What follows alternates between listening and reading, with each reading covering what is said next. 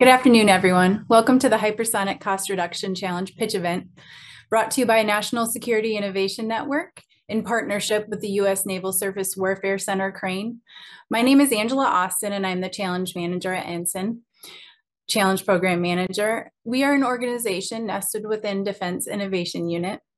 Our mission is to drive national security innovation by fostering collaboration among academia, entrepreneurs, and ventures. We connect innovators to develop technologies that support national defense. The Challenge Program regularly hosts events like this and challenges, uniting bright minds and groundbreaking ideas to address pressing national security issues. And today we're here to discuss and address a critical challenge, identifying capabilities to reduce the cost of hypersonic glide bodies and associated sensors. With the support of our partners and a dedicated team of subject matter experts, we've embarked on a mission to find revolutionary processes, materials, and capabilities that can significantly reduce cost and assembly time. These improvements will help meet mission objectives, optimize resource utilization, and minimize conflicts. The finalists presenting today are competing for $100,000 in awards. And before we proceed, I want to briefly outline how today's event will unfold. We'll begin with opening remarks, and then that will be followed by our pitch presentations, which each company will present for 5 minutes, followed directly by 5 minutes of Q&A from our judging panel. We have 10 companies, 10 finalists presenting today. And following each pitch and Q&A, we will have a brief pause for the judges to deliberate. And finally, we will conclude with some closing remarks. And I want to take a moment to acknowledge the hard work and dedication of our participating finalists today, who have developed innovative solutions to address this critical challenge. Your contributions are invaluable, and we're excited to see your presentations. Without further ado, it's my pleasure to introduce Dennis Moore. He is the Advanced Concepts Group Lead at Naval Surface Warfare Center, Crane. Dennis, the floor is yours. Thank you. As Angela said, I'm the task lead for the Advanced Concepts Group, which supports the hypersonic efforts at Naval Surface Warfare Center at Crane. We are a Navy base in southern Indiana, which may seem kind of odd, but it works. We are very interested in advancing system capabilities, of course, but we're also definitely looking for help to compress the timeline and reduce the costs for testing and development, as well as for production. Appreciate the information we've already gleaned from the presentations that the teams have provided.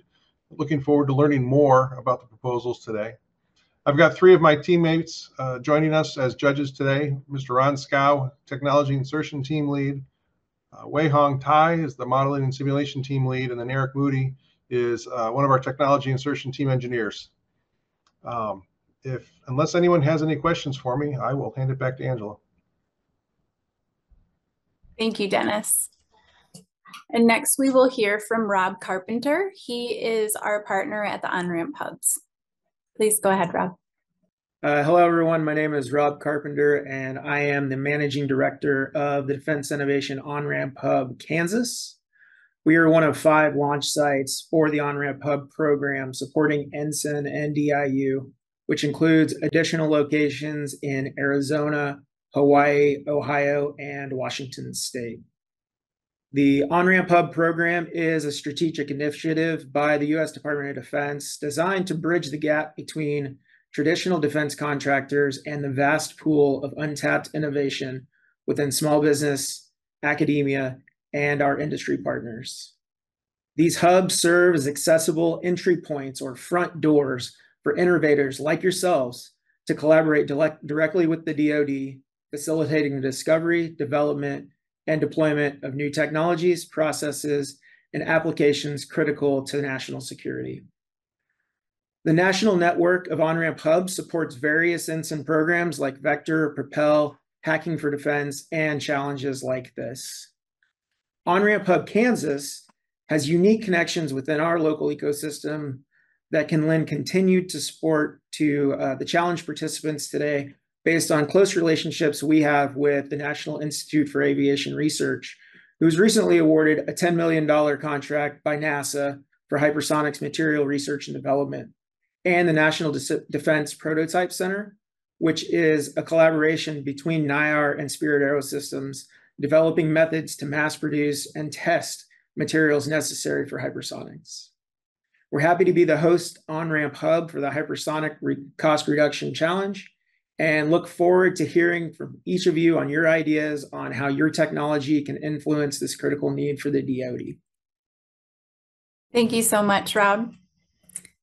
And now we will begin with our pitches. Our first company is Halo Engines. The large problem is that speed breaks everything. At hypersonic speeds, you have shockwaves that interact with the airframe and boundary layer, complicating the flow field, causing significant temperature changes, altering air chemistry, inducing aerodynamic heating and melting practically any material that you would typically use on an airframe, which disrupt propulsion system performance. So things like internal inertial sensors, antenna, thermal protective systems, and body integrated systems that you would typically use on an airframe. They're costly to implement. The way we develop these things right now is utilizing the US's testing infrastructure, which has 10 ground test facilities, 11 open air ranges, and 11 mobile testing assets just within the DoD, 9 NASA facilities, 2 DOE facilities, and 7 industry or academic facilities as well. The problem is that no current US facility can provide full-scale, time-dependent, coupled aerodynamic and thermal loading environments with durations necessary to evaluate technology above Mach 8. So what we typically do is utilize the overbooked, costly testing facilities and connect that with flight testing, and it makes everything extremely costly, and it creates this vicious cycle of costly testing, which produces costly sensors. The solution is actually targeted testing to reduce the cost of testing. So Mach 5.8 continuous hot flow would provide real shock waves, real aerodynamic heating, and really hot flow that's above 4,000 degrees Fahrenheit. And this is targeted testing environments. Instead of targeting a wide range, you can actually hone in and reduce the operational costs and overhead of these facilities by targeting a very unique hot range. Couple that with data that you get in real time, utilizing optical test stands and a heavily instrumented device, and connect that with real engine and flight tests and integrated sensors, you can not only develop and push technology further in a realistic hypersonic environment, but you can actually put it on a real flight system where acoustics and mechanical vibrations affect the systems as well. The benefits of something like this is low cost, high paced, and big returns. And let me give you an example. We did material testing with one of our collaborators, and what they did before and after every single test was take internal surface topography and property measurements of their materials along every single step of our testing campaign. That improved their quality, and along with the efficiency and speed of our testing,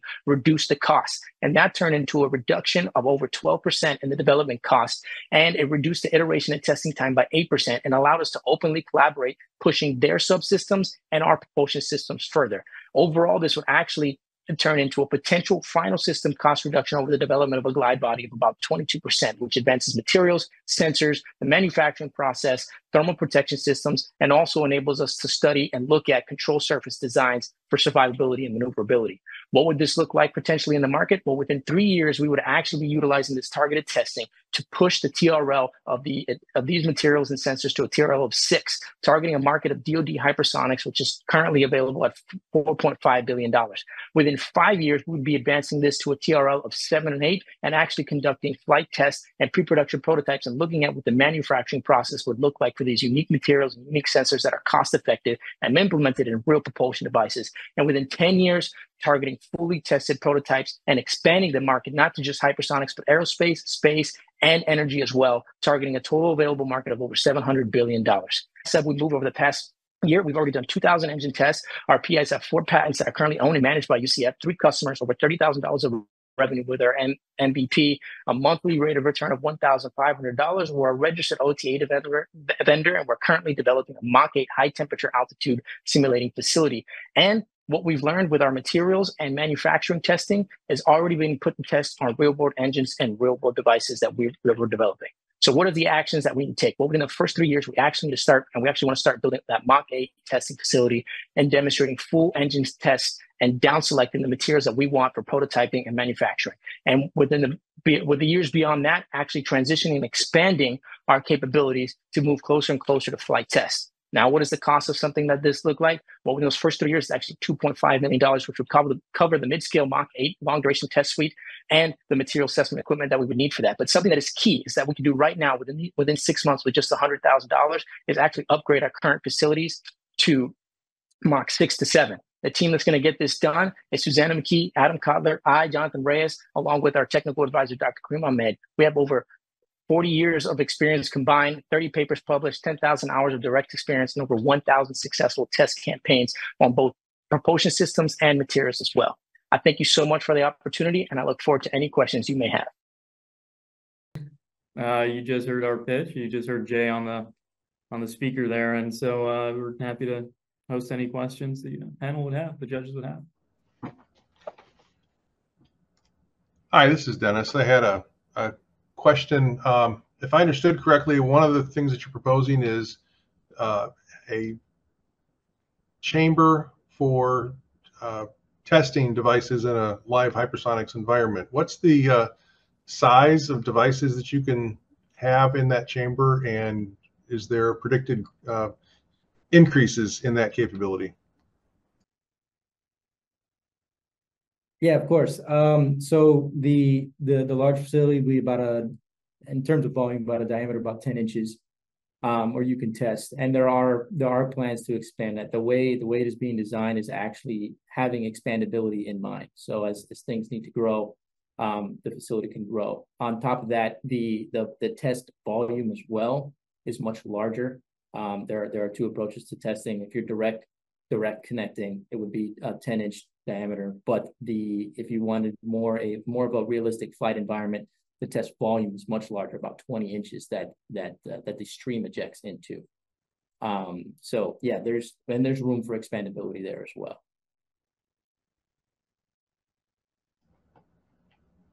One of the pictures, I'm on the slide 3 of the deck that I had ahead of time. I didn't catch what slide number it was on yours. You had a picture of what looked like the devices under test outside of almost like an ArcJet test. Is that what that?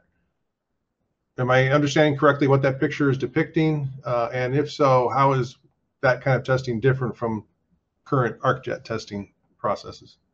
Yeah, I don't have, maybe different, but we've never done anything where well, I take that back. We have done where the material is tested outside, so it would be issuing into a material testing. But in the case of everything that was shown there, everything was done inside of the test volume.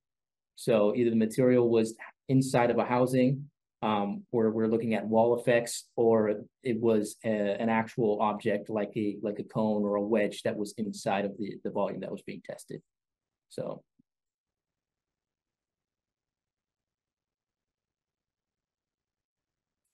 You're muted.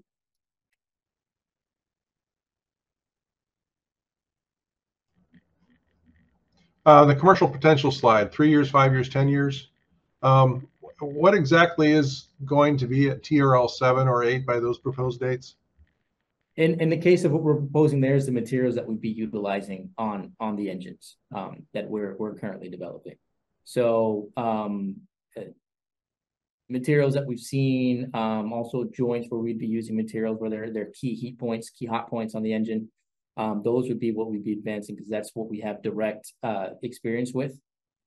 Things such as sensors, it would be a bit different. I feel like those would be at the 3-year mark would be a little bit of a lower TRL, but material specifically that would be utilizing those hot environments is what would be advanced to that in terms of their use cases inside of our engines. Okay, thank you. Mm-hmm.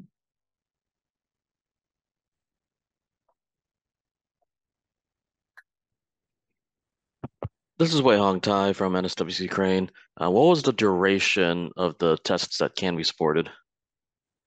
You have the best knowledge there, because there's what we can and what we're planning on. So, Sure. Yeah. So for the test durations that we plan on hitting, we plan on doing sort of full types of tests that allow our materials and allow the propulsion systems to reach what their steady state operating conditions would be over long durations. And so we're anywhere between 30 seconds to 5 minutes of test, depending on what sort of subsystems need to be tested. But right, the type of hypersonic high-speed test facility that's being developed, it's a vitiated blowdown into a tunnel. And so the plan is over longer test scales, not something short like within. It's not like a shock tunnel. It's not going to be short time scale tests. We want to allow the materials, and we want to allow the conjugate heat transfer to soak into the materials and into the subsystems. That way we can test these materials in their actual operating environments. Thank you. Yeah.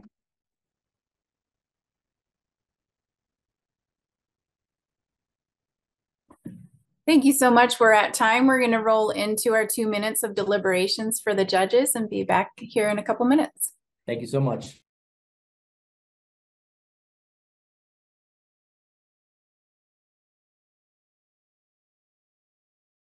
Next up, we have Longshot Space Technologies.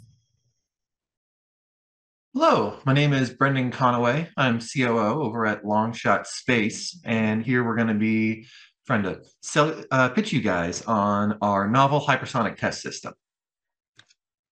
Now, there's obviously some problems that we're trying to solve here, namely that the US is losing an arms race with China, namely in regards to hypersonics. Main thing holding the US back here is that testing and iteration are both expensive and slow. That's a double whammy. That's really hampering our ability to compete. And that's combined with the fact that the need for interception and strike, there's a need for modernization there. The only way you're going to intercept a hypersonic system is with another hypersonic system, reliably, that is. So the solution that we're proposing is this. This is a piece of ground infrastructure. This is effectively, you can view it as a gas gun. It can be both a light gas gun, and our ambition is to use just the air that you and I are breathing right now to push stuff hypersonic. Now, we're able to keep this cheap because it's a piece of ground infrastructure where there's nothing that's going up and the only thing that's going up and being powered under its own flight would be a potential vehicle that would, of course, be subject to the end user's needs. And with this, we're able to move vehicles to speed at about 1/100th the cost of a rocket. We're able to do that because it's on the ground and because we're using commercial off-the-shelf parts. Now, this is the actual thing. This isn't just vaporware. We've built a system that's pushed to Mach 4.3 in a shed out in Oakland that I'm really proud of.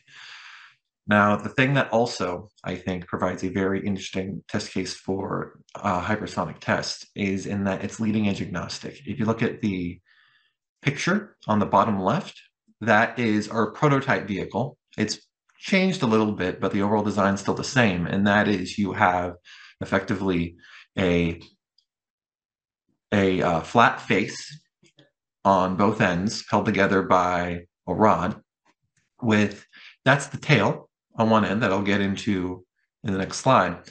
But on one end, it's a flat, again, the other end is a flat face. It's leading edge agnostic. You can test any leading edge that you want. So how it works. We have a potato gun that acts as the kick stage. That's the way to think of it.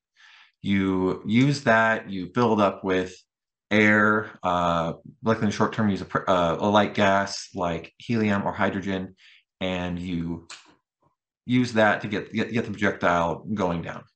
Then you have the boost stage. And what that is, if you look at the bottom right picture, that is the vehicle, remember from the previous slide, where the tail at the end, we call that our arrow wedge. And we use gas in the boost stage, there are nozzles within there that move the air out at a faster speed, that then hit the arrow edge, which acts as a sail, which allows it to move faster than the speed of the working fluid. So with this is how this is our secret sauce. This is how the system works. This is our competitive advantage. And with this, I will note, you are being shot out into the soup, as it were. You're in the low atmosphere, but for any test that doesn't require that type of, require being up in the high atmosphere or you're just testing a leading edge, that's this niche that we'd be filling. Here's just some accomplishments. We have Santa Creda with the NRL. We've had pre-seed and now a seed venture round that isn't quite there because it's still in the process of closing. And you see there some of our accomplishments. And the thing that I'm really proud of that we're working on in 2024 is we have our test site out in Tonopah. And that 5 million CDs now that we've raised so far, we're trying to raise 6 million, but I'll put that in there when it's real. What we're proposing here is we are looking to look how we want to expand our system out in Tonopah. We're pushing Mach 5 to Mach 10, Mach 100 kilograms to Mach 5, I apologize. And we're looking to have an engineer working at 75 an hour for 10 weeks for 40 hours each week to design that Mach 10 system for a total of $30,000. And here's our core team, and here's our advisory team. Judges, I will turn the floor over to you to ask your questions. So for your 100 kilogram device under test, what are the dimensions on that? What's the diameter of that? That diameter is going to be about 36 inches is what we are currently looking at building out in Tonopah right now. That's the quote we have for the steel that we might use, but those dimensions could change within a few inches. How long would the items be at their target test speed? Is there any soak time at hypersonic heats or pressures? Right now, it's going to be a relatively fast test, and it's dependent on the pressures that we're putting stuff under, and just the type of test that the customer wants. I would not see anything happening for more than a few seconds at hypersonic speeds. The longest time you would probably get is if we were using a glide body that were to shoot up in the event of a flight test. So is launching items for a flight test something that's also on your plans?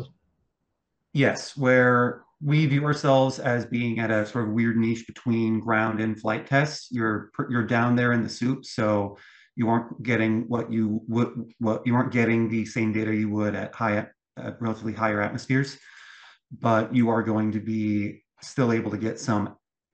If you believe you can get actual data from that, then you can get that. For flight tests, what we'd be doing is we'd be using a glide vehicle to essentially skip up and then down in a boost glide trajectory. Okay, thank you. That's all I had. What was the size of the volume that can be tested?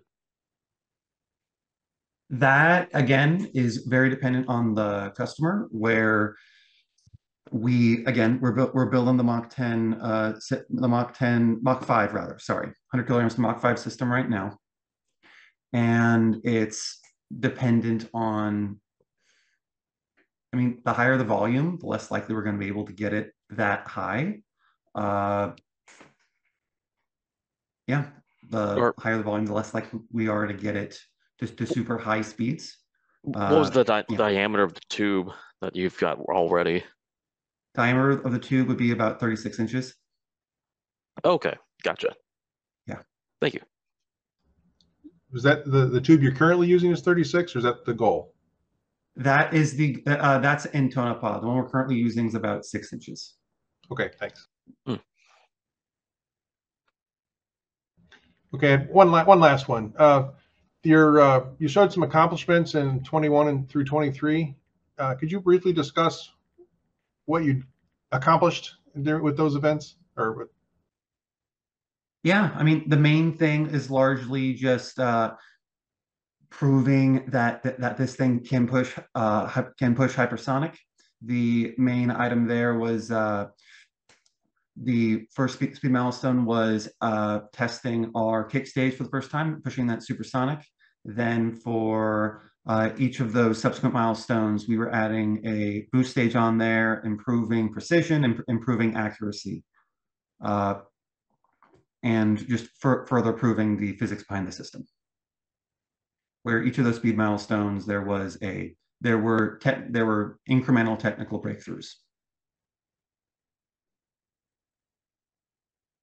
namely in regards to the boost stage.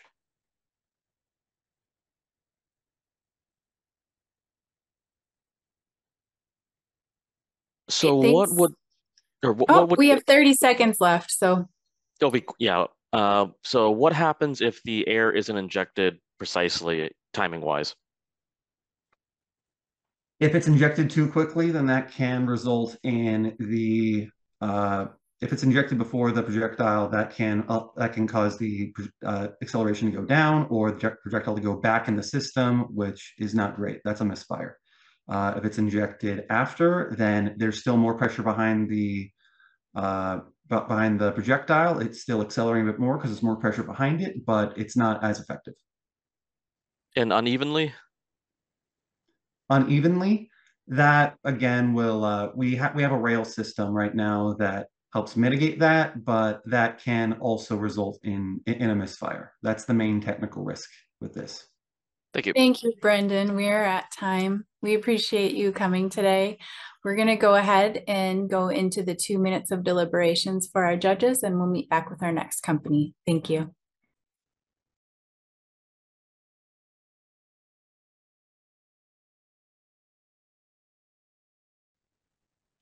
Now let's turn our attention to General Hypersonics.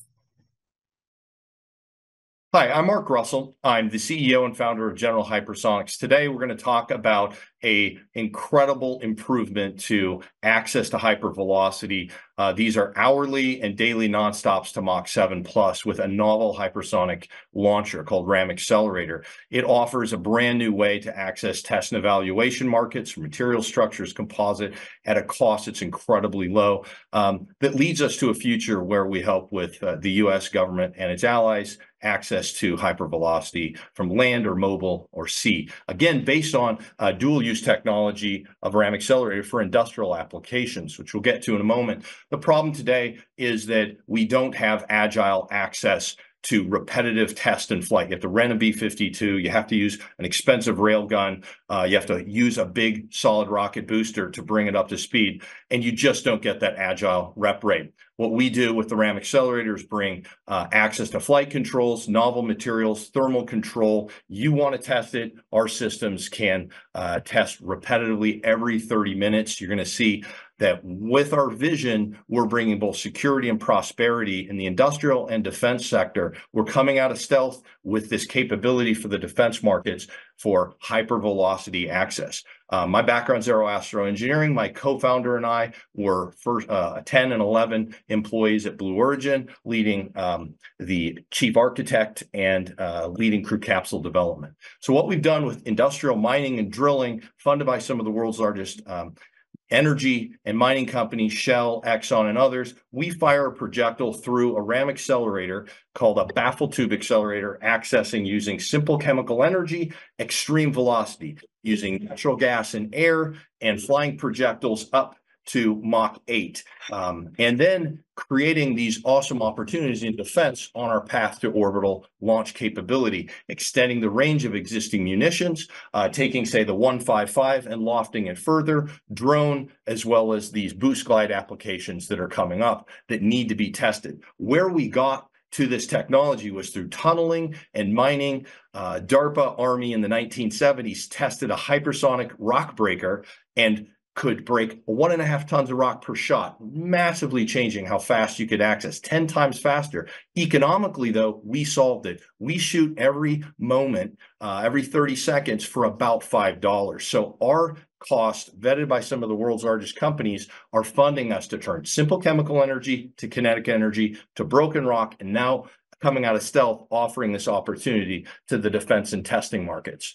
The problem with hypersonics today, again, is billions are being spent using solid rocket motors to accelerate these things to air-breathing speeds or testing materials. You just don't get the rep rate. We bring our industrial tools, spending less than $25 million, getting to this point where you can use an oil or a water well drill rig and fly hypersonically every few minutes. And again, extending the capability of existing munitions. Today, we have a hyper lab facility at General Hypersonics at the 50mm scale. It's a captive catch and system. We fly the projectile, and then any payloads on board or coatings or materials testing, we slow it down. We catch our own bullets. We take it out to the 100mm range that we use for our mining applications. We do high velocity testing of the material as well as the projectile technology. So Entering the market, we're giving opportunity in hypersonic test and evaluation,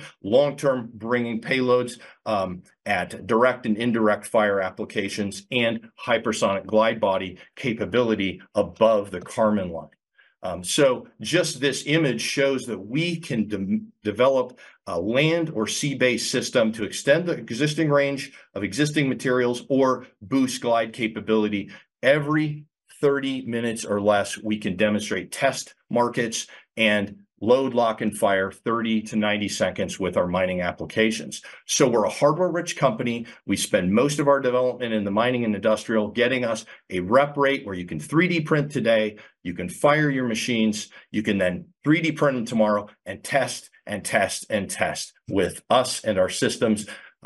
We've yet to develop a weapon system, but open this opportunity. It's operable today with our 50 or 100 millimeter systems, captive carry, test facilities, as well as we have this dual use capability where we're using industrial applications to fund and develop for defense applications. Mark Russell, General Hypersonics, and thank you. Judges, I'll turn it over to you for your questions. Hi, this is Dennis. I had a question on one of your slides. You talk about a 500 kilogram per launch. What size do you anticipate that payload being?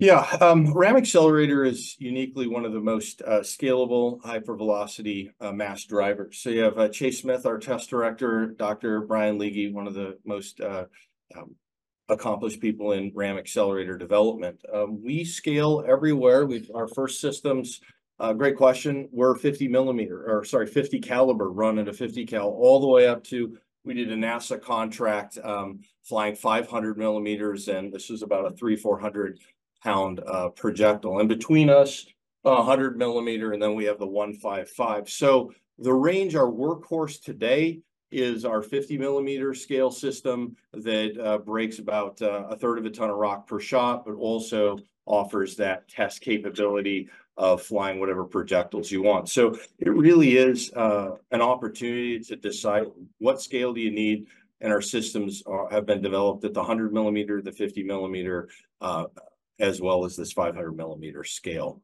We're growing to that capability for orbital, so anywhere in between we can bookend it. Do you anticipate being able to go larger than 500 millimeters? We do. We Greg Seymour, my co-founder, he was VP of straddle launch and left that to do this. So we're looking at multi-meter capability for orbital launch. That's why we stepped away from the rocket launch business, having developed, Sea Launch's system and then Blue Origin system. We get rid of that big first stage booster and we put it all kinetically, and then do an air breather up to high altitude, and then release about a very small upper stage. Yeah, it's just a few of the things, and please just keep asking questions. But what we do is we use this simple steel tube filled with these unique geometry changes called baffles, and literally for so much orders of magnitude less cost than a traditional hypersonic system. It's all about flight rate. And so this team has developed a system that already flies every 90 seconds for mining, on path to every 30 seconds. So we're excited to bring this out and see what we can do to help the defense markets.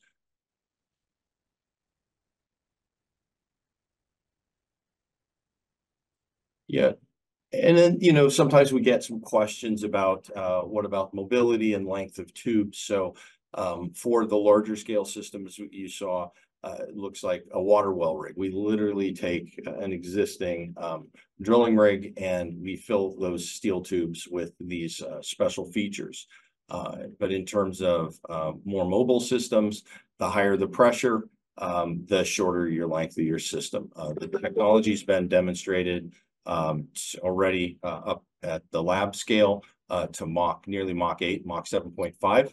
And we regularly operate in the Mach 3 to 4 range for our mining applications, and anticipate offering services well above Mach 5 to you all. All right, thank you. That was all the questions I had. Sure. Yeah, we happy to help. We have multiple lab facilities, both in the industrial side, our mine sites for open air free flight testing, as well as our lab facility and the University of Washington lab facility. So 3 different facilities, and we're on path to building a 4th.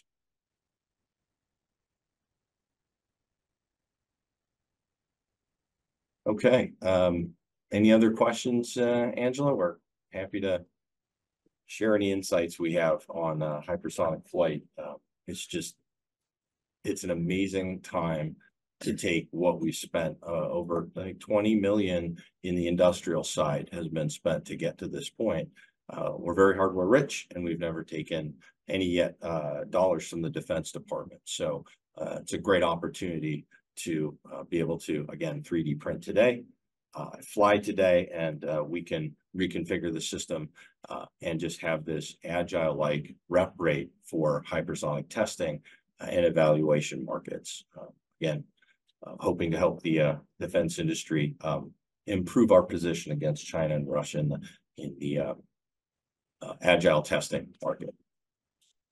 Great. Thank you so much, Mr. Russell. Thank you. We are at time now. No further questions from the judges. From here, we're going to go into the deliberation period for the judges, and we'll be back with our next presenter. Thank you. Thank you.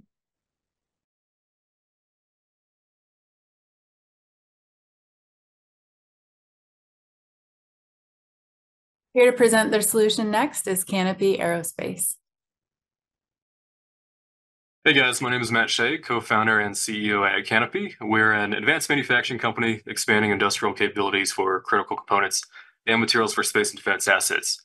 We're developing what are novel materials and rapid manufacturing processes to lower lead time and overall cost of thermal protection systems. Quick vision mission of the company, we're imagining a future where our democracy is secured by rapid manufacturing of the highest performing materials.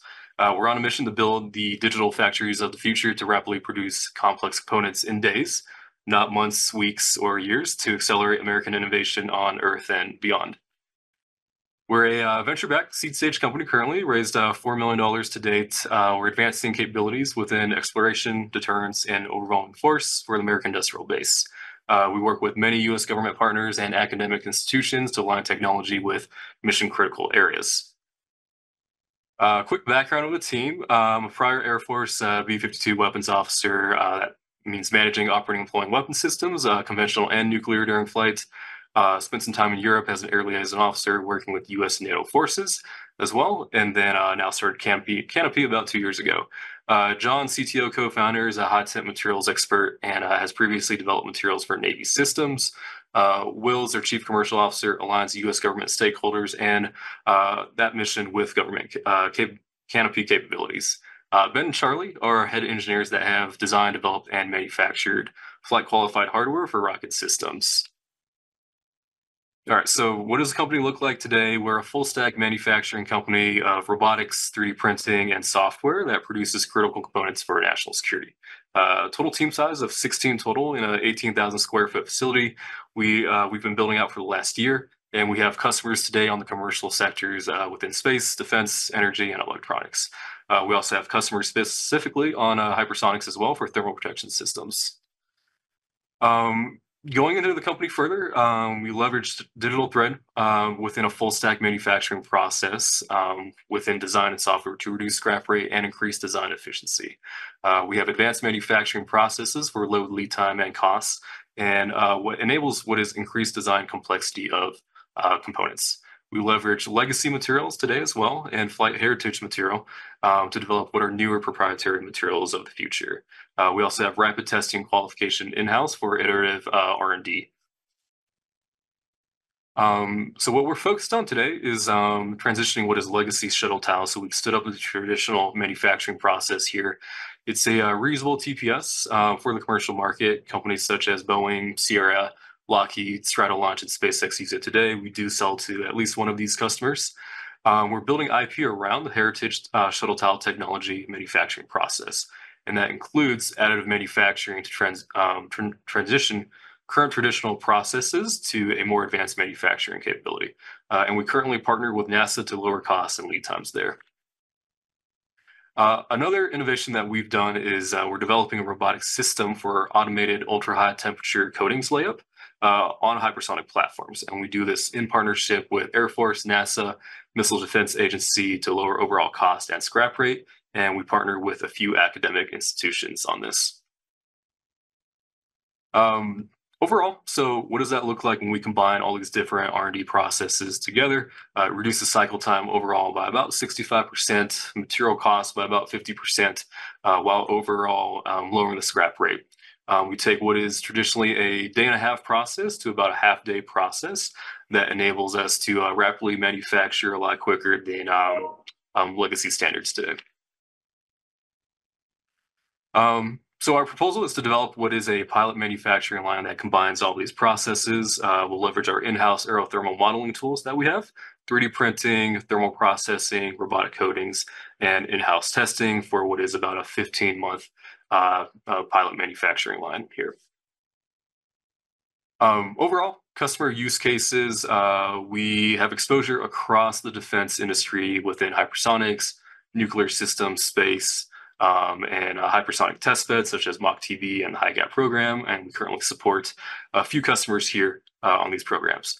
We also have exposure to commercial use cases within rockets, downmass logistics, hypersonics, spacecraft, and in-space manufacturing. So looking forward to your questions, and that's all I have for today. Thank you. Turn it over to the judges for questions.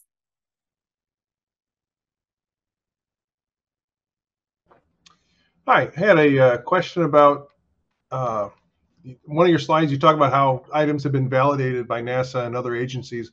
Roughly how large were those items that were validated? Were they coupon samples or actual, ready for launch type samples?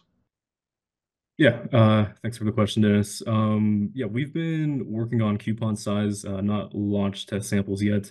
We do have what is an ArcJet testing campaign lined up for about Q3, Q4 this year, just kind of depending on timing with the facility there.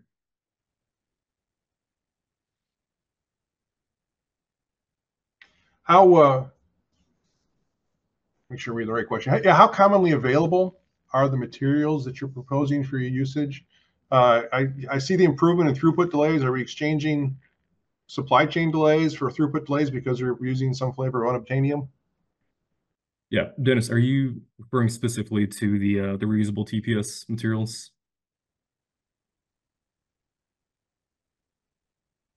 Just a second here. Let me see if I pull up the slide on my screen.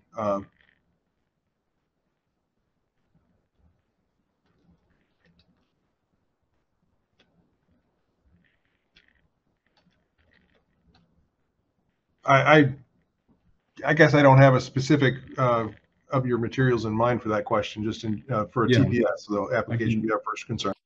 Sure. No, good question. I can talk broadly among kind of current materials that exist today for us.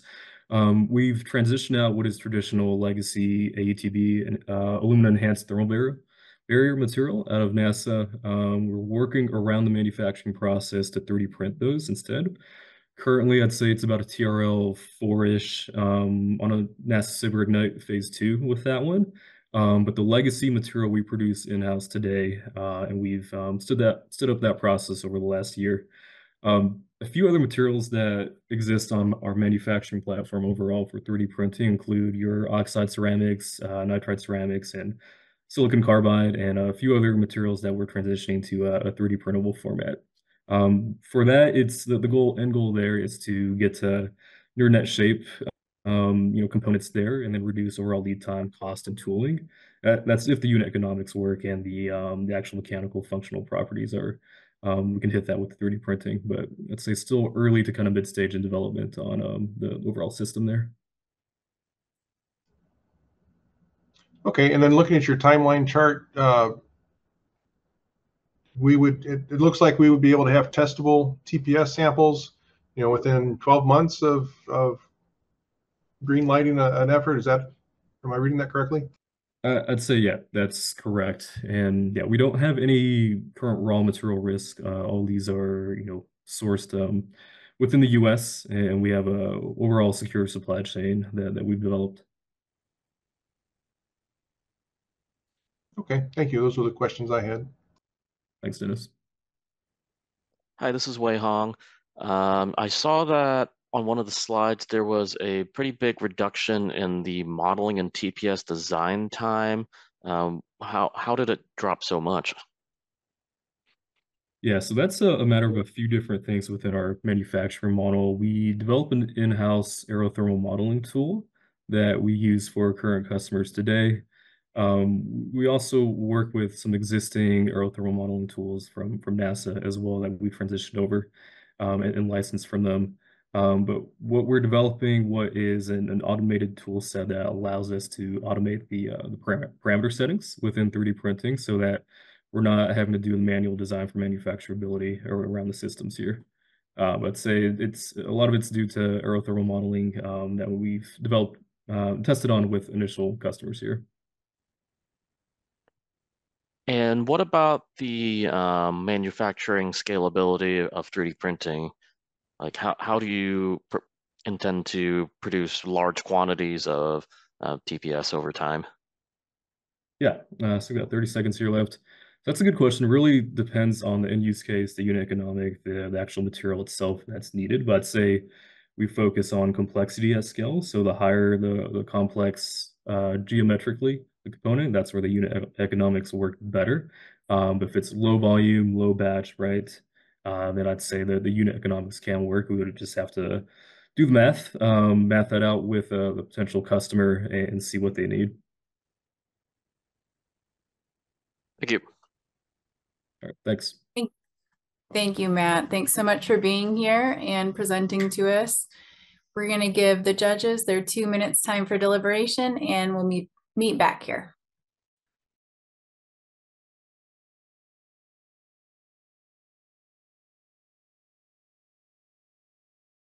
Next up, we will hear from Auriga. Hi, I'm Winnie Lai, and I'm the CEO of Auriga. At Auriga, we're building a recoverable ballistic testbed for realistic and affordable hypersonic testing using a linear electromagnetic accelerator. Similar to the railgun, we are using electromagnetic propulsion to accelerate projectiles to hypervelocities. In the long run, we'll be scaling our technology for space launch. We're a venture-backed company that has raised $5 million in venture funding, and we operate out of a 16,000 facility in Orange County, California. And we've received letters of support from prospective customers, including Raytheon, Boeing, Lockheed Martin, and also the Air Force. And earlier this year, we visited the Naval Research Lab at Dahlgren and witnessed a railgun test launch. We are an 11-person multidisciplinary team with team members previously from Spin Launch, Virgin Hyperloop, SpaceX, and also Wolfspeed. And we're supported by a group of seasoned defense advisors, including General Neil Thurgood, who was former director of Army RICTO, and also Danny Millman, who was former CTO of Stratolaunch, as well as the former director of the Air Force's Hypersonic Task Force. And from our dozens of conversations with researchers and engineers working in hypersonics, it's clear that the country needs more testing infrastructure. But they emphasize that the test infrastructure should also produce high-quality data that's representative of flight environment so that they can minimize the amount of data extrapolation they need to do in their modeling and simulations. And it so happens that is what we're building. So we're building a test bed for hypersonic testing that can do ballistic and non-destructive tests at relevant flight conditions, at high cadence, and at low cost. In our system, the test articles moves through the air, resulting in a realistic and quiet flow environment. And the system takes place inside an enclosed tube, so we're capable of pumping down the pressure levels to as low as 1 millibar, which is equivalent to flying at 200,000 feet in altitude. And we can run these tests successfully over and over again, allowing large quantities of data to be collected. We're partnering with Purdue University on the instrumentation for that data collection. And lastly, this system runs on electricity, making this a low-cost experimental platform to operate. And now we're going to watch a video animation of our testbed.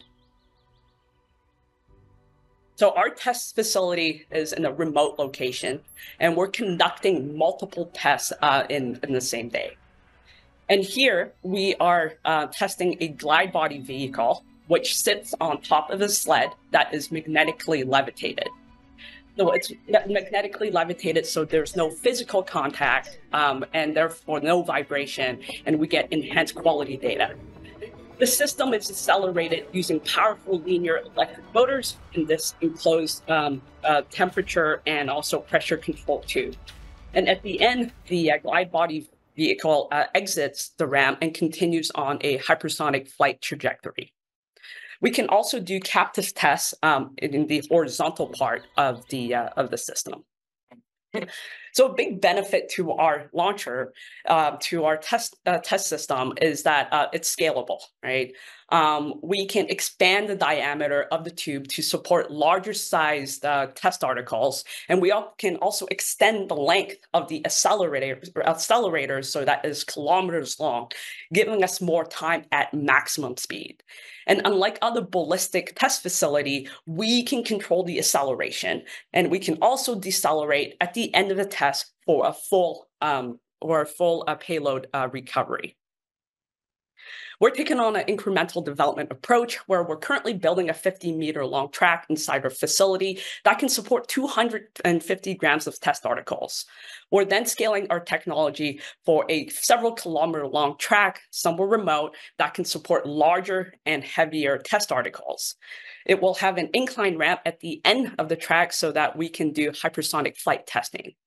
And we believe that our technology can provide greater testing throughput and enable ground and flight-like testing at a fraction of the cost. Thank you. And now we'll hear from our judges as they kick off the Q&A. So I just wanted clarification. You talked about how your devices under test could be recovered for the contained test flights, we'll call them. How would that happen again? Yep. So we use electronic linear motors, so we can actually slow down and by using magnetic braking. Your example video appeared to show heating of the aerodynamic heating of the item under test. Didn't see any similar graphics on the sled. How is the sled protected from that? Yes, I mean, just yeah, there would be heating on the sled, so that would be coded like as in the article under test as well, right? So that would be, you know, well designed. What you saw was an artist rendering, so not necessarily the most aerodynamic of shapes, but yeah. And obviously that's just a representative rendering, so final product would look different. How far, your graphic said Mach 5 plus, how far above Mach 5 are you aiming for? 2 kilometers per second for Prometheus, which is our lab scale prototype. And then for Thor, which is our outdoor system, we're targeting 2,500 meters per second. Okay, thank you. What is the size of the test article that can currently be tested, and what's the end goal? Yeah, so in the 50-meter lab facility, lab accelerator, we can support 250 grams of payload that we can accelerate to 2 kilometers per second. For our outdoor system, which we call Thor, that can support 50 kilograms of test article up to 2,500 meters per second. And the small scale system fits in about a 80 millimeter diameter cylinder. That's the outer tube line, something that would fit within there. And for the outdoor system, looking at 0.5 meter plus for the diameter of the tube.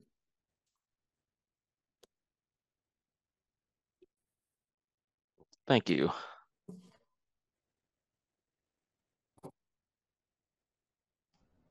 One follow-up question on your for launching stuff for airborne testing. How does the test item manage the the transition from your vacuum chamber to outside air, what happened? What does that transition look like? The exact same way that a test article would survive under a shock tube, right? So you go from a 0 condition to a, whatever your flight test condition is. And you have a very similar propagation where, there's a membrane at the end that bursts, and then that sends a shock wave down. You fly through that shock wave and then out into the environment. So, yeah. Yeah, and then we should also add that, Project HARP, the High Altitude Research Project back in the 60s, which was an Army project. They launched projectiles out of a Navy gun barrel from vacuum to atmospheric conditions, and they were able to launch, thousands of times. And they launched at a hypervelocity as well. Same velocity, similar velocity that we're targeting of above 2 kilometers per second. Okay, thank you. In the ramp portion where it goes from flat to angled, are you expecting any strange stresses that might affect the test? Yes. So of course, to ramp up, you have to take a centripetal acceleration. You can make that radius much larger than would think, for just a very slight incline at the end. So we're talking, a couple kilometers radius that can be fit in a relatively compact thing, because you're only doing a slight incline. But yes, so you would get in that case, vertical acceleration that would be on the order of the acceleration that you're getting laterally in the system.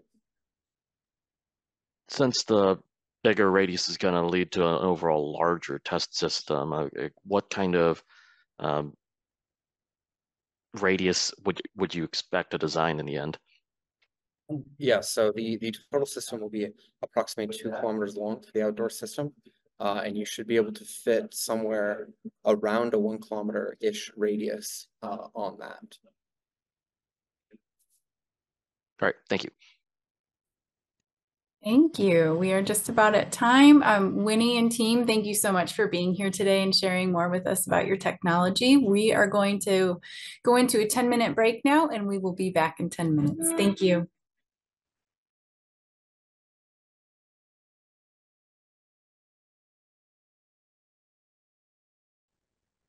Welcome back. Our next finalist is Cambium. Good afternoon, everyone. My name is Ben Kent, speaking on behalf of Cambium about our high temperature composite for hypersonic vehicle structures. I'll be joined the session as well by our lead engineer, Anna Tumbazi, who will be happy to answer any more technical questions during the Q&A. So real quick, what is Cambium? So Cambium is fundamentally an advanced materials company. The nucleus of our company is founders from the biotech space and the biomanufacturing space specifically, as well as technical founders from DoD labs working on advanced materials for aerospace applications. We work with a vertically integrated computational discovery system to look at the world of advanced materials and advanced polymers. Our lead products specifically will be a line of high temperature material systems to protect hardware in the aerospace and defense industry.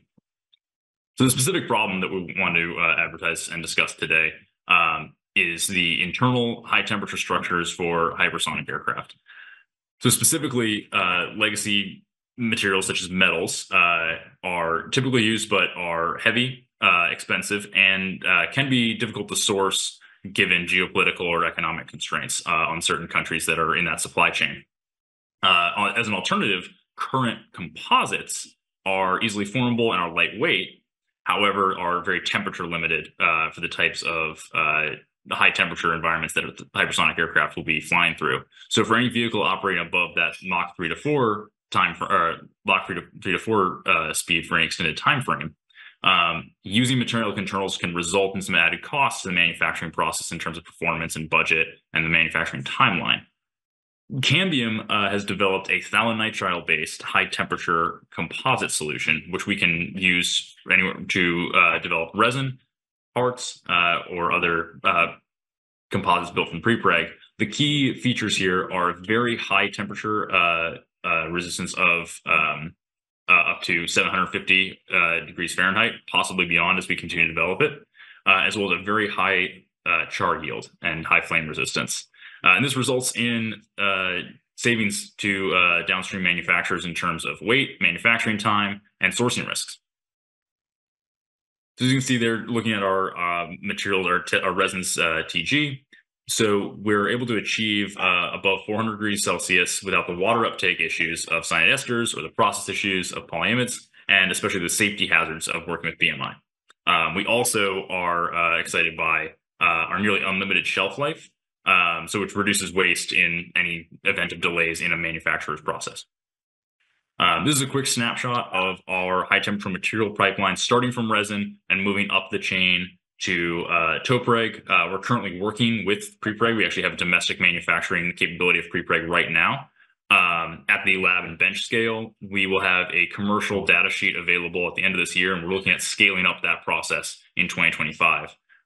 Towards the bottom there, we won't go into extensive detail on these today, but we're also looking at a product line for materials for directed energy protection, as well as using our resin as a precursor to develop carbon-carbon thermoprotective systems, as well as high temperature foams for shipboard insulation or aircraft insulation, on a bit of a longer development timeline there. So I will touch on our high temperature prepreg in a little bit of detail. So this is fundamentally what we see adding value to parts manufacturer for hypersonic aircraft composite structures, as well as looking at different substrates to build radomes or fire-resistant enclosures for batteries, which is actually how we test our internal components. I touched on previously the key benefits of this product line. We're at a TRL of 5 and an MRL of about 6, but as I mentioned, as we get the commercial data sheet availability and our scale up, we're looking at aggressively speeding up that development process. And similar benefits to our high temperature topreg for building pressure vessels or missile or rocket structures, think cylindrical components. We are at a lower TRL and MRL for this, but again, looking at developing this at a much more aggressive timeline after 2025. And I'll touch on just briefly if there are any questions on our carbon-carbon and commercial foam, or excuse me, composite foams applications for commercial or DoD use cases for high temperature protection.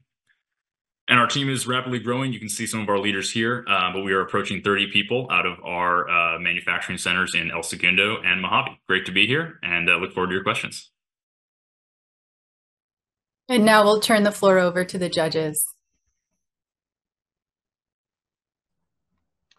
So I've got 2 questions. You mentioned the availability of materials, the traditional materials. With a name like phthalonitrile, it sounds like that'd be pretty difficult to find. How do we know that that's not a supply chain risk?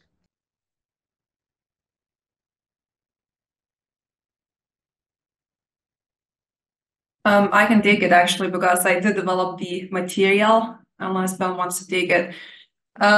So actually we have really worked on the production process of this material. And we do have a pretty robust supply chain. We're working on it being even more robust domestically, but it's available. We could make it at multi-ton scale, and the cost is pretty competitive. What's available on the market? Okay. I had another question. A lot of the metal that's used in the internal structures of these items is used to help manage thermal loads, to distribute the heat from area to area. Is your material capable of any of that kind of functionality, or is it strictly a structural member that will stand the heat environment? It does structurally survive the heat environment and hold up strength at those temperatures, but there are also options to include fillers, which can help to spread the heat load throughout the whole structure as advantageous to the designer. Okay, thank you. On top of distributing the load, can it act as a thermal, can it absorb the heat as well to keep it from going to components that cannot withstand the temperatures? Yes, so without fillers, the conductivity is pretty low of the material, and so we would expect it to be a pretty good thermal barrier to protect some of those underlying structures. Okay, thank you. Yeah, I was just curious about, can you give us an overview of what enclosures and systems inside of a, you know, a glide body, hypersonic glide body that your material will be most applicable to replacing? Is it just, you know, I got the fillers, the radar dome, I clearly understand, but I know you must be targeting specific subsystems within a glide body that this would be applicable to. Can you just run through what those are? Sure. So the things that are probably most suited for replacement of, titanium internal structure would be the bulkheads, spars, ribs, things like that. So the structural members that are really holding it together that also have a high temperature that they see throughout the glide.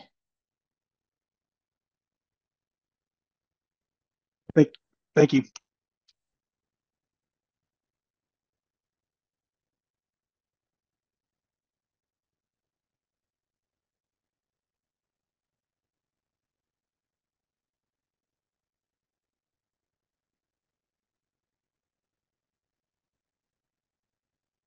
we have any more questions from the judges? No, not for me. Thank you very much. Anything your team wanted to add, Cambium?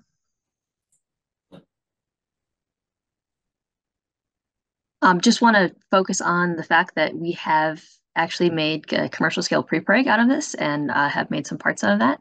So pretty interesting and useful. You know, this isn't just something that's in the lab. This is much up and coming technology. So. Great, thank you.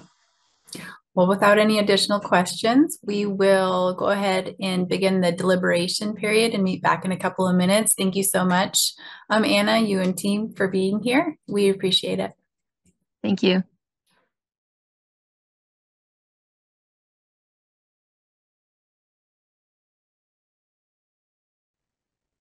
And now it's time to hear from Veris Research. Thank you for the opportunity to present our technology solution in response to your hypersonic cost reduction challenge under the topical area, low-cost communication capabilities for hypersonic vehicles. My name is Dr. J. Mark Del Grande, the Chief Technology Officer for Veris Research. In this presentation, we propose the design, development, and prototyping of an emergent plasma sensor, which actively senses the characteristics of the plasma boundary layer around the vehicle. It then utilizes this information to dynamically change the characteristics of the RF communication protocol, utilizing adaptive modulation and spectral signatures, which are engineered to operate through the doubly dispersive plasma boundary layer, thereby providing an optimal, low-cost RF communication scheme for hypersonic vehicles. This presentation will introduce Veris Research, describe our competitive advantage, and highlight our program plan. Veris Research is a mature, stable, and agile small business headquartered in Albuquerque, New Mexico, researching and creating technology solutions that matter to the country's defense and security. With over 140 team members and an annual run rate of over $60 million, we've had an established technical staff with wide-ranging skills and our own laboratory capabilities for rapid prototyping, testing, and validation of cutting-edge technology solutions, such as the one proposed under this effort. As recognized by our nation's senior military and civilian leaders, we are firmly in the midst of a technological arms race associated with the development and deployment of hypersonic strike vehicles with near-peer and peer adversaries. Winning this arms race is therefore critical towards maintaining our current strategic interests around the world. Our motivation here stems from the need to develop low-cost, resilient communication schemes for hypersonic vehicles. Unfortunately, there's a technical challenge. Studies show that the plasma boundary layer around the hypersonic vehicle creates a time-varying, spatially dependent RF absorptive sheath, which impedes RF reception or transmission to and from the vehicle. This makes it hard to maintain reliable communication links with hypersonic glide vehicles. Research has shown that the plasma boundary layer exhibits doubly dispersive RF channel characteristics. This means that the RF signals undergo severe distortion both in the time and frequency domain, with wide sense stationary uncorrelated scattering, WSS profiles. The RF communication scheme must thus be specifically designed to operate through the WSS channels. Communication literature has demonstrated that these channels can be modeled in a statistical sense using complex basis functions drawn from an ensemble of random superposition of complex Gaussian variables with zero mean. Importantly, WSS channel characteristics are also manifested in the field of short wavelength electromagnetic scattering within electrically large, irregularly shaped cavities.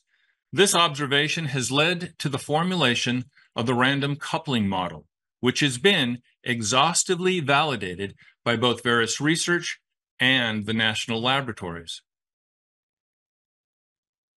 Under Air Force contract for a customized hypersonic telemetry system, Veris Research used the random coupling model and demonstrated it is possible to design, develop, and implement a robust communication protocol which achieves the optimal channel transmission rate as defined through Shannon's capacity theorem for doubly dispersive channels. This significantly reduces our risk using this approach to develop an efficient transmission protocol for hypersonic glide vehicles. Following our methodology presented here, Veris Research has demonstrated experience, facilities, and testing infrastructure necessary to develop this effort. To meet the topic's requirements, we developed concepts for a low-cost sensor package that actively sniffs the characteristics of the emergent plasma boundary layer and utilizes this information to tune the RF modulation scheme for optimal transmission and reception. Our 6-month phase 1 effort presented here will be led by Dr. Samir Hamadi, Veris Research Senior Director for Advanced Concepts. Thank you for your time. We look forward to answering any questions you may have. And now over to the judges to kick off the Q&A. So a couple of quick questions here. It sounds like you're proposing putting sensors on the glide body that would, to use the phrase, sniff out the plasma fields and figure out what adjustments need to be made to the RF signal. Are these sensors, how many sensors, individual sensors would you need? And would these be things that were like inside the TPS and being able to sniff through it? Or how would that mounting work? So depending upon the properties of the glide body superstructure itself, there are a couple of different ways that this sensor can be implemented. Most importantly, the idea of this sensor is that it is not something that transmits through the plasma. It is something that uses the reactive field that's created around the plasma in an electromagnetic sense and uses that to sort of tune the properties of a software-defined radio payload that then transmits through the plasma. So the sensor would be sort of a conformal structure that's housed either underneath the surface or just conformal to the surface and co-located with the actual antennas that are being used for transmission of the telemetry or communication payload. Okay. One of the graphics, they showed the antenna, the comms antenna, or being close to the nose of the body. I don't know how representative that was or expected that would be, but does that make the location of the antenna a little bit more agnostic, or is there a spot that you would still need to avoid or you prefer? So certainly the ability to fine-tune the modulation characteristics sort of in real time makes the dependence of the location of the antenna on the airframe less critical, because you have the ability to sort of change the characteristics depending upon where the localized plasma field and its characteristics look like. So in that particular cartoon, that was just sort of a characteristic representation. But certainly this is something that depending upon how the actual glide vehicle is constructed and its topology, you can find the optimal placement for the antenna and the sensor as well. Okay, thank you.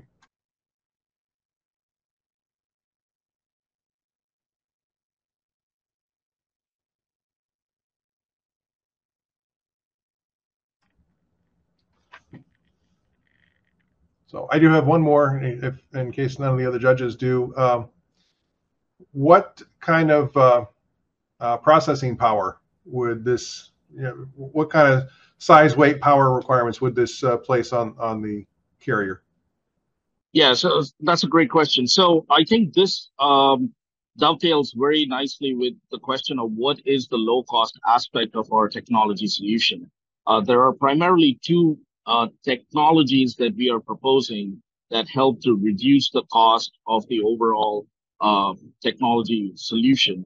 The first one has to do with the actual sensor itself. So the sensor is basically built using conventional radio frequency hardware components, very similar to techniques that you would find in a vector network analyzer, as well as a software-defined radio. Software-defined radios are those that can be operated in low power capacity states when not in use to conserve power budget, but also at the same time can be activated when communication links need to be established. The second aspect where the low cost attribute comes in is where you need to test and validate the communication protocol and the technology solution itself. And this is where the use of a surrogate to the doubly dispersive plasma boundary layer, which can be manifested using these electromagnetic reverberant chambers, is where we can use this technology to reduce the cost of test and evaluation as well as validation, in addition to sensor development. Great. Thank you, Mr. Hamadi. Thank you. We are at time. Thank you for being here today. We're going to allow our judges some time to deliberate, and we'll be back with our next presenters. Thank you.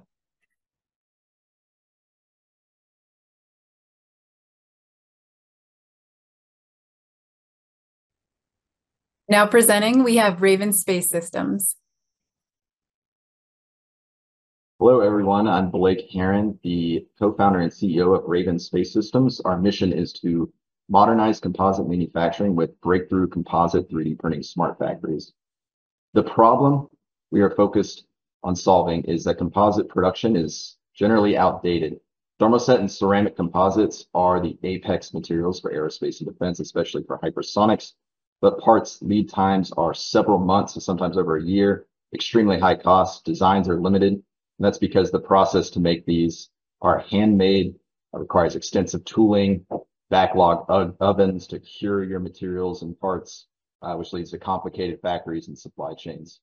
So Raven is simplifying this by creating an Industry 4.0 automated production line centered around our innovative 3D printing technology that enables 3D printing thermoset and pre-ceramic composite materials at large scale for the first time. So we are integrating the production line focused on 3D printing technology, the software to control and develop the mechanics and the materials. We're sourcing off-the-shelf commercially available materials, mixing those, printing them, machining them, and qualifying those for flight for frequent, affordable, and high-performance hypersonics materials. Lead times in days, not months. Minimize labor, tooling, and waste, and optimize designs and materials. How do we do it? It's with our innovation we call microwave-assisted deposition, or MAD 3D printing. It is a technology based on direct ink write 3D printing that uses the highest performance aerospace grade thermoset and pre-ceramic composite paste materials. So off-the-shelf commercial resins mixed with chopped fibers, any powder material, microballoons to tailor strength, density, thermal properties, things like that. The problem is direct ink write has been stuck in the lab for the last decade. Is if you stack peanut butter, eventually that peanut butter is going to collapse at a small scale. So what microwave assisted deposition does is it uses microwaves and proprietary compositions of materials to cure the material in situ, right at the point of deposition, to enable rapid, large-scale production of these materials via 3D printing for the first time. It's scalable up, scalable down to very large nozzles, so we can build big things very quickly, faster than any other 3D printing method that's currently out. It's entirely scalable because it's extrusion-based. So MAD, as I mentioned, it's bigger, faster, and better for aerospace than most 3D printing technologies out there. We take low-cost, commercial off-the-shelf thermoset free ceramic composite paste, have unlimited build volume. The first MVP printer we're building will be about 1 meter X, Y, and Z.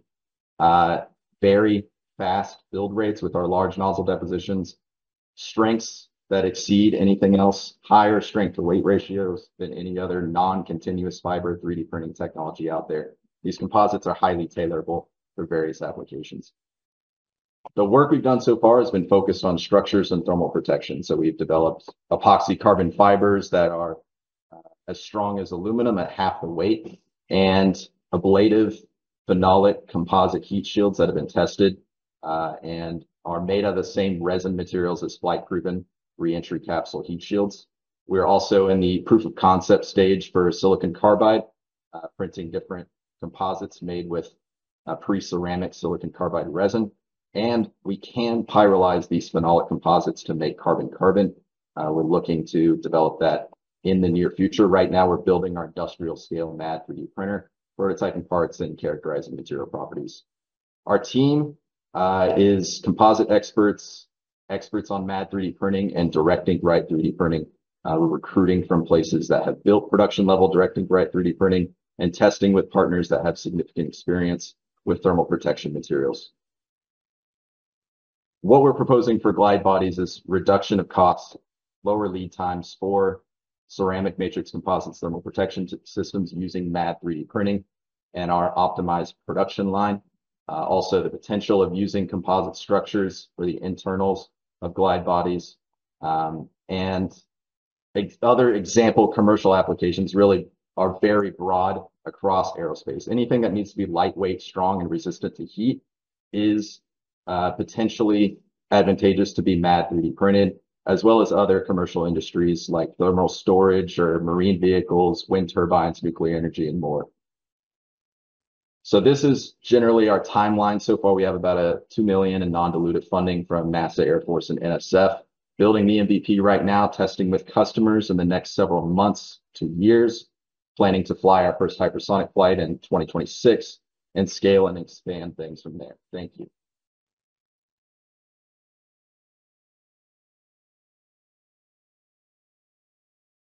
Now let's hear from our judges.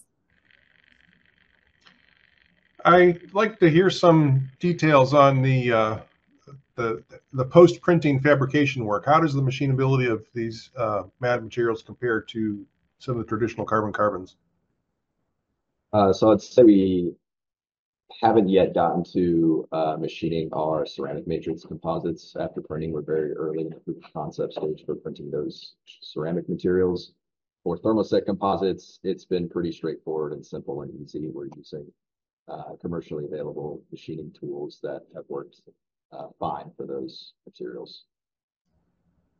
And related to that, how finely are you able to control the printed details to limit the amount of post-printing fabrication work that needs to happen?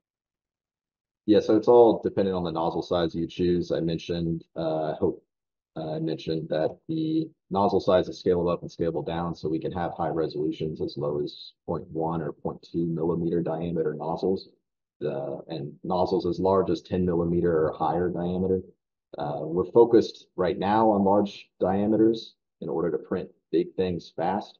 So we believe that by printing the large scale, we can machine the parts and be near net shape a lot faster than using a high resolution nozzle for most of these thermal protection parts. Okay. You mentioned some items had been subjected to arc jet testing. What size items are we talking about for those arc jet tests? I want to say they were roughly 4.5 inch diameter, inch and a half thick. Those were disc coupons out of our MAD 3D printed phenolic composite materials.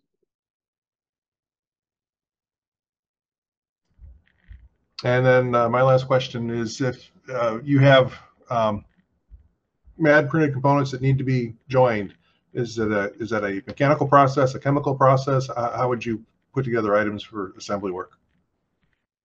I would say it could be both. You could design the, say, structure and thermal protection to have a mechanical interlocking design that could only be 3D printed.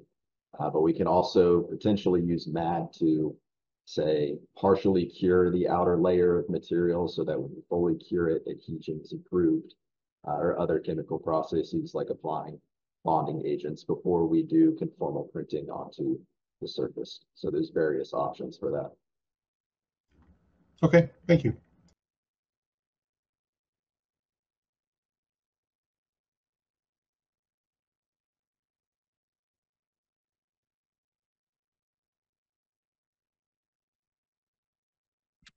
What's the expected change in strength from using this process as opposed to traditional composite where there's a whole layup and everything?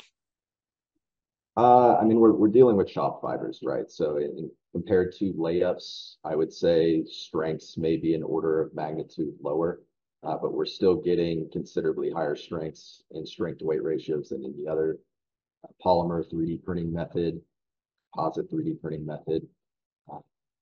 So they're not laminates, but we're looking to potentially partner to incorporate continuous fiber either into our process or as post-processing to, say, wrap or chopped fiber composites. So I think there's advantages to rethink the way we make composites using MAD 3D printing that aren't typical laminate structures. Thank you.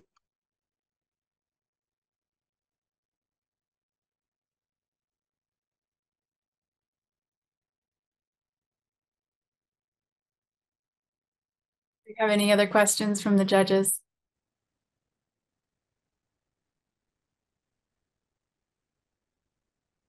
Anything else you wanted to add, Blake?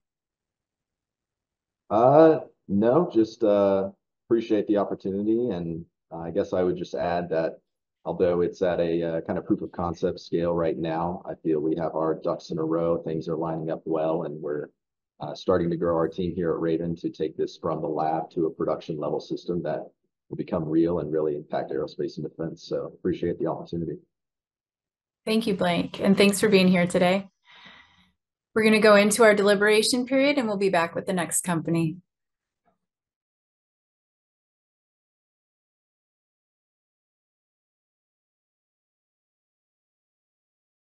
Next, we will hear from Spectral Energies. All right, good afternoon. My name is Hans Stauffer, and I represent Spectral Energies, along with our proposing team, which includes Dr. Sriram Vadiraju at Texas A&M University.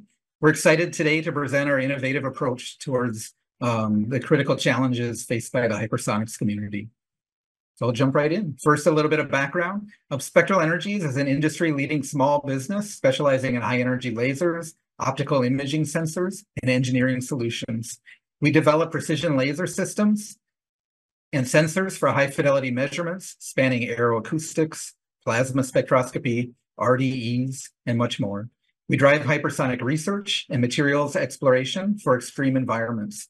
Our mission is to deliver high-performance solutions for defense and commercial applications, focusing on reducing costs and improving efficiencies. So hypersonic technology is crucial for national defense and space exploration because it offers rapid response and enhanced maneuverability. These systems face high-speed airflow at Mach 5 or above, which creates extreme temperatures and ultimately breakdown of air molecules, creating reactive environments where oxidation can degrade materials. Unfortunately, current hypersonic materials have significant limitations that hinder performance and are expensive and time-consuming to produce. So the limitations of the three main types of state-of-the-art materials are shown here. And they include refractory alloys, which are strong metallic alloys, but they have limited oxidation and resistance and can weaken at high temperatures. Composites are lightweight, but they're prone to oxidation and erosion without protective coatings, which adds complexity and costs. And finally, the last one, bulk ceramics resist heat, but have low thermal shock resistance and high density, limiting their effectiveness in hypersonic vehicles. So as I've noted, these issues reduce efficiency and reliability, which increases production costs, extends manufacturing times. And so instead, revolutionary materials are needed that combine the benefits of these current materials while overcoming all these different challenges. So here's our solution. This involves the development of ultra-high temperature, multifunctional, nanoporous carbide nanowires. So these materials are ceramics, but they also have nanoporous assemblies. Think of them as nanowire foams made of metal carbides, specifically tantalum, titanium, and zirconium carbide.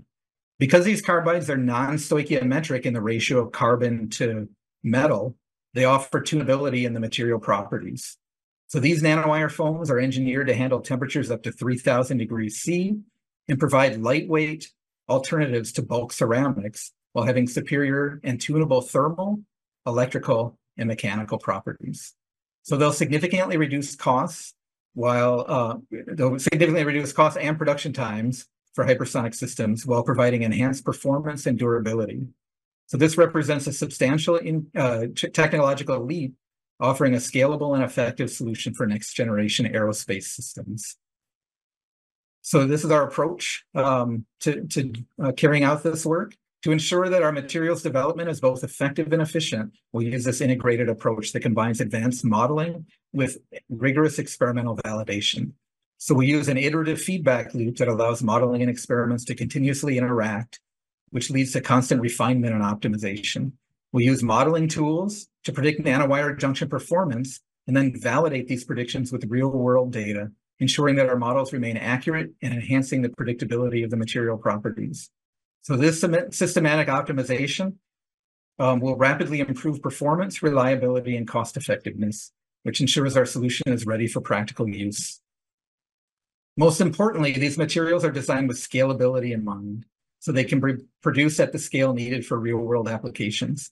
Dr. Vadiraju's team at Texas A&M has developed this catalyst-aided carburization process for growing metal carbide nanowire whiskers. They've also demonstrated using this system how to simultaneously synthesize and weld single crystalline nanowires. So these materials require metal oxides, graphite, and minute quantities of metal nanoparticles catalysts. And so this is all very cost effective and they're widely available. So as an example, the titanium carbide nanowires have as a precursor of this titanium dioxide nanowire, which is less than $30 per kilogram. We can also use 3D printing technology to scale this up. So it has high scalability, impact, and it's beyond an R&D project, which is ready for implementation. So with that, we'll leave the floor open to any questions, and we thank you for your time. Now we'll turn the floor over to our judges. So I'm curious about the process from going from your nanowire pellets that they showed to the larger fabricated items. One of the slides mentioned 3D printing. Are there other means of production or fabrication of materials, or is 3D printing a simple sintering job? Any powder metallurgy technique will actually work to actually join parts of this. And the key thing is, let us say if I want to join two titanium carbide discs, all I'll do is I put a little bit of the catalyst, in the case nickel, but the end product will have actually titanium carbide interfaces between titanium carbide discs. So it will be one monolith, which is highly porous. Did I answer the question? Yeah. So is this material being suggested for use as part of the thermal protection shield, or as a heat enduring substructure? So the key thing with the nanowires is you can tailor the properties. So if you make it very porous, it is going to be a thermal shield, obviously. And because titanium carbide is mechanically strong, we can actually tune the mechanical properties also using nanostructure. So the way you can imagine this is, let's take the tiles we use on our rooftops. When we use false tiles for roofing, think of that as titanium carbide as a very, very strong foam, which we use for false roofing. lightweight but mechanical strong.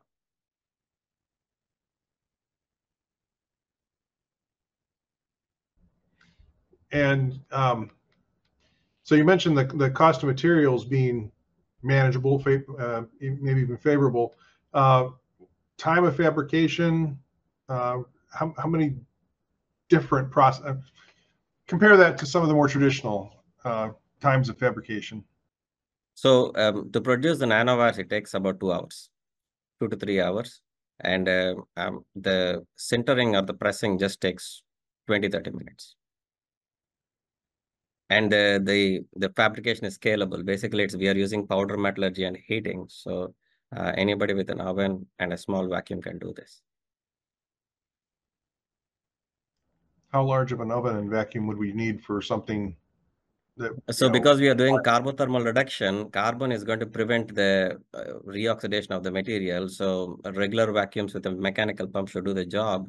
And the temperature we are going to are actually 1500 degrees C. So an oven of anything that goes to 1500 degrees Celsius should do the job.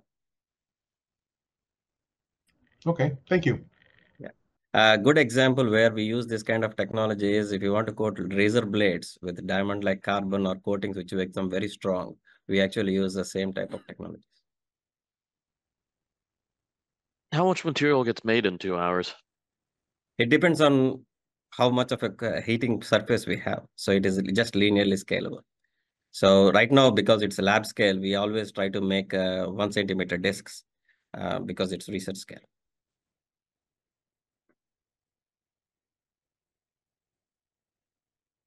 And the type of heating we are using is actually resistance-based heating. So we basically use a tungsten coil, which is the reverse engineering of a light bulb.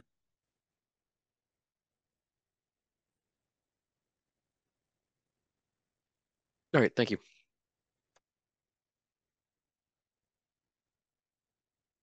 Do we have any further questions from the judges? One follow-up. Did you say that you had subjected some of these test specimens to arc-jet testing or something equivalent to that? Not yet. We made the nanowires. We can weld them. So the key thing in the nanowires is interfaces are a problem in any of these materials. If you actually make carbon fibers also, the interfaces are the problem. So here, the key thing is the interfaces are the same material as the nanowire itself. So it's one piece.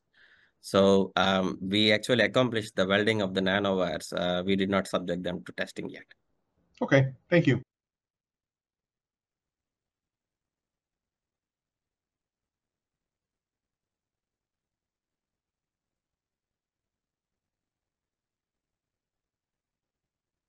Great, we are at time. Thank you so much for coming today and presenting. We're going to let the judges have their 2 minutes of deliberations before we hear from our next company. Thank you. Thanks for your time. Thanks.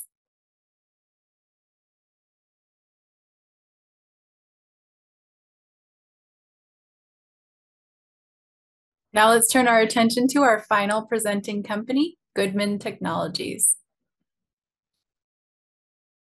Greetings. Today I'm going to talk to you about hypersonic structures that are affordable, scalable, and demonstrated, and meet the needs of the Navy Strategic Systems Program. These are super nano composites that are made by AI-empowered additive and robotic manufacturing systems. My name is Dr. Bill Goodman. I'm the CEO and CTO of Goodman Technologies. I started the company in 2016. It was 30 days after learning my 13-year-old needed heart surgery and a week after being laid off from my job. It was a perfect time to start a business. And the reason why is this: just like the Naval Surface Warfare Center, your mission is important and it cannot fail. And I knew that I could not fail. We've raised 12 million non-diluted seed funds from SBIR programs. There are going to be several phase 2 technologies represented here today. We've partnered with national laboratories 4 times, and we were in the first cohort with NSIN. So we're an NSIN graduate. We have an excellent team. Our CFO, Mathis Shinnick, was Wall Street trained. John Vo, our Chief Manufacturing Officer, set up the Gigafactory and the first 3 Tesla factories for the Roadster S and X. Our Chief Visioneering Officer, Mike Whitmer, is an expert in AI, ML, and deep learning. Go see our website and you can see some of Mike's work there. The problem that we're here to solve today is about extreme environments, and hypersonics presents a very extreme environment. The unfortunate thing is that the United States is 3rd place in a 3-horse race to Russia and China. And our premier space system, the Artemis Orion capsule, came apart as it re-entered the atmosphere. Here's our GT nanomaterial. This is the first reusable, additively manufactured hot structure. It's been tested at NASA Ames Research Center. We have leveraged $2.5 million worth of Phase 2 SBIRs from Navy, NASA, and Air Force Nuclear Weapons Center to provide a solution for conventional strike for the Navy. We can further improve our technology with 2 more things that I'm going to show you in a minute. Here's our ANT technology. ANT stands for Aligned Nanoforce Technologies. We take the weakest part of the composite where there's no fibers, a matrix-rich zone, and we add almost diamond-hard carbon nanotubes to it. You can see in this table that we get double to triple-digit performance improvements for key composite properties. The next technology that I want to show you, nobody in the United States have. We're the first one that has it. It's called NUB, non-interlacing, orthogonally orienting, and binding. It is not knitting. It is not braiding. It makes 3D preforms with 3 needles that do the X, Y, and Z directions and can also do plus and minus theta directions.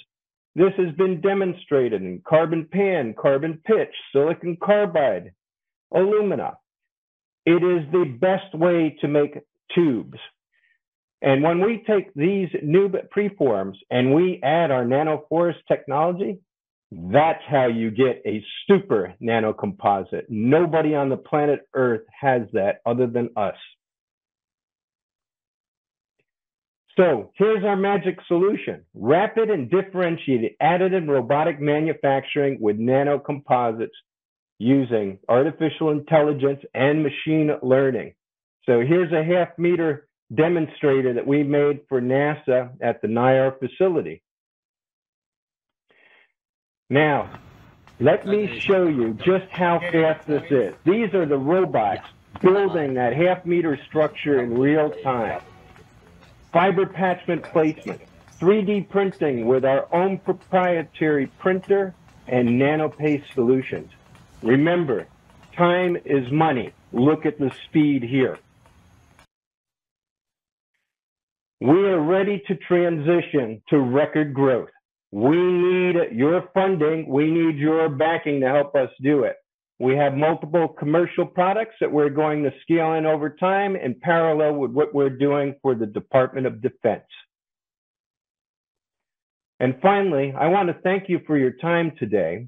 And I want you to remember that when you need nanomaterials for extreme environments, you better call Goodman. God bless you. And now we'll turn it over to our judges to kick off the Q&A. So your presentation talked a lot about like heat shields. Would thermal protection system be the only application for this for a hypersonic vehicle, or would it be suitable for internal structural elements, other places?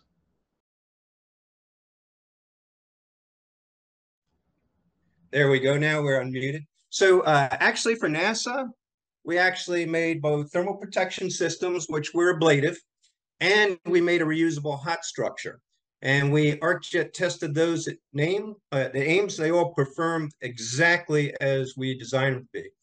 The reusable hot structure you can use as an undercarriage, And on top of that, you could 3D print NASA's phenolic, which does as well as the Avcoat material that's used on things like the Orion capsule, as an example.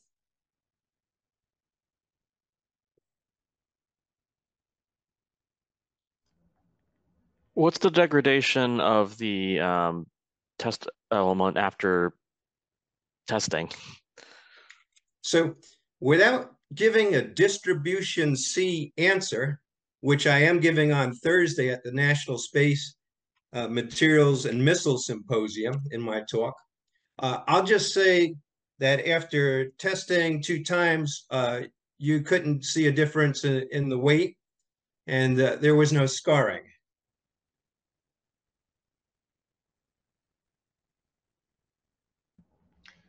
Which would you say is the greater contributor to successful use of your product, or the greatest benefit? Improved performance or reduced costs and production times? Well, with GT Nano, you get all of the above. And here's the thing. If you look at our small business pricing, you go to a system prime, you're going to pay 20% fee on top of a multiplier of indirect rates, like a factor of 4. So right out of the gate, we're going to give you lower costs. But now you look at the additive robotic manufacturing, those were real-time videos. You could see how fast it was building a half-meter thing. That's your large acreage components on your wave glider. So things that were done in months and years before can now be done in hours to days time with robotic manufacturing. And the robots don't take off weekends or holidays. They work all night long. So you get the cost benefit. Now, in terms of performance, you get some major advantages too. So if you saw the fiber patch placement there, you can actually orient the direction of the fibers to maximize either thermal conductivity or thermal insulation, depending upon where you are on the structure. Or you can have maximum strength. So you are literally able to engineer to your requirements. And that's what Goodman Technologies does with our partners in government and commercially. We partner with you to meet your requirements.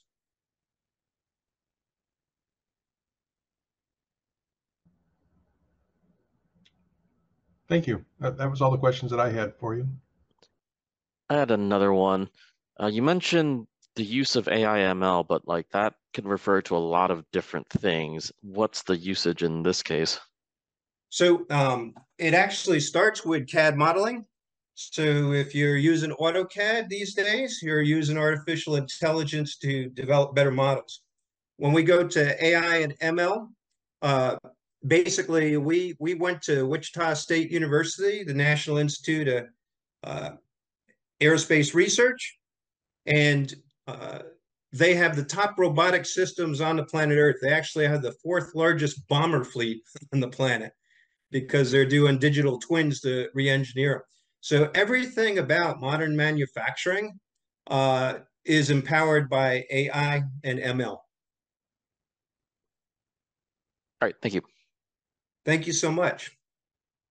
Thank you, Dr. Vail. We are at time. Thanks so much for being here today and sharing with us more information on your technology. We appreciate it. Next up, we're going to hear from David Schiff. So I will turn the floor over to you, David. Hey there, everyone. What a great set of pitches, presentations. I would list all the company names, but there are so many. And I was really impressed by your technical team, commercial, and all your use cases. Just great pitches. I'm always amazed when people can condense and concisely describe months and years of work on prototypes and research in just a few minutes and make it make sense. So thank you all for your time today.